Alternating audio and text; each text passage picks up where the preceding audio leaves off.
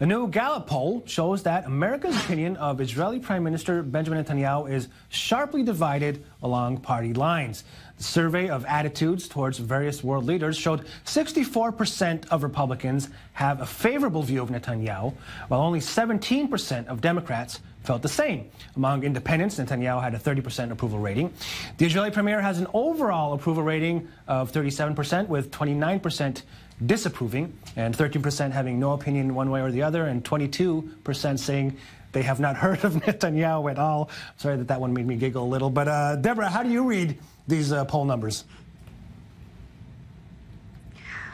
A couple of things I want to say about these poll numbers. One, it's that it is bad for advocates for Israel inside the United States, like myself, when Israel had long been a bipartisan consensus. Support for Israel had long been a bipartisan consensus.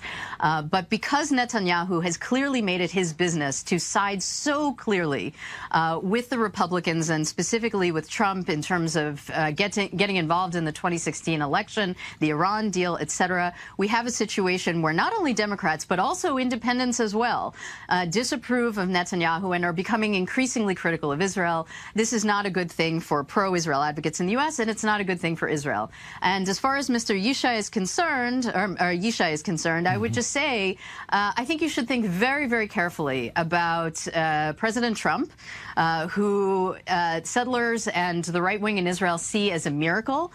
You should look very carefully at the news as what's happened with Michael Cohen pleading guilty and implicating President Trump in campaign finance violations. The guilty verdict against Manafort, who was, of course, the head of Trump's campaign. You should realize that there's a very good chance that this is the beginning of the end for Donald Trump, who, of course, Netanyahu is very closely associated himself with. Yeah, one could say, Deborah, that Mike Pence will be a good friend. Settlers in this basket, and that's very dangerous. Mike Pence would also be a good friend of Israel, wouldn't he? Sure, Mike Pence, there's no question, actually. He'd probably be even a bigger, I mean, with his evangelical Christian background, there's absolutely, you're absolutely right about that. So even if Trump goes, yes, there will always be Pence. But this administration, mark my words, is not long for this world. Whether it is in 2022 or before that in terms of Trump leaving office. Is this rift that's something Israel should be worried about? Just to respond to what Deborah just said is one little thing, which is that I'm not a hero worshiper of Trump. I'm a policy person. We are policy people. Recognition of Jerusalem is a policy. Many presidents backed it, and he fulfilled it. It was a law that was written 22 years ago. So many say we're talking about policies. We're not talking about people. And if Trump goes, somebody else will come up. At the end of the day, we're talking about rational, reasonable ways forward for a better future. That's number one. With regarding to Netanyahu, I think that I think Deborah again is right. When she linked Netanyahu and Israel.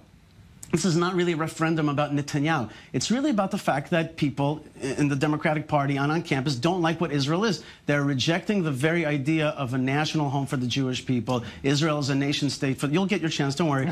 Israel is the nation state for the Jewish people. These guys are like going like this, right? That's all right. Israel is a nation state of the Jewish people. They have taught the world that Israel is all about democracy. Israel's not all about democracy. Israel's all about, first and foremost, the defense of the minority in this region, right? 400 million Arabs, 6.5 million Jews, a tiny ethnic Jewish state. I just want to make sure I heard it right. You said Israel is not all about democracy. It's not all about democracy. It's not all about democracy. Some might say it's a problematic sentence. That's fine. I'm saying to you that first and foremost, Israel is here to defend the minority Jewish people from a larger majority, much of which is jihadists today. At the cost of democracy. I'm saying it's not its first value. Its first value is to be the ethnic home of the Jewish people, okay? To defend the Jewish people. Ethnic supremacy.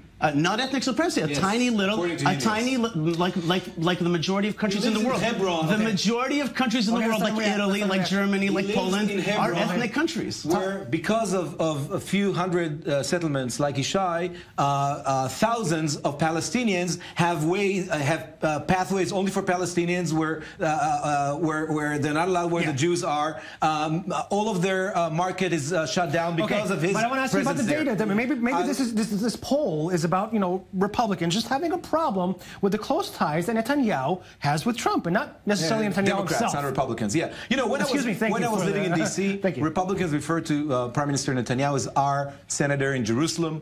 Now, much like many of the Republican senators, he's now aligning with Trump, and they adopted the Trump line. It's not surprising. But, you know, if you poll Jews in America right now. I'm not talking about the general public. You'll see very low rating for Netanyahu. Therefore, our problem is that we're losing our alliance with the American jury, and that's the source of the strategic ties between us and America, and it's very dangerous for Israel. Debra, I need to give you a 30-second response, limiting you. Go ahead. I just want to say, Ami, that I'm so glad that you have Yishai on today, because I think if there are folks watching in the United States, American Jews and others, I think it's so important that we have a chance to hear from someone like Yishai, who backs the annexation of Eretz Yisrael. We have to realize that if Israel annexes the West Bank, it will have to choose between being a Jewish state and a democracy. It's completely clear on which side of that Yishai and his fellow settlers come down.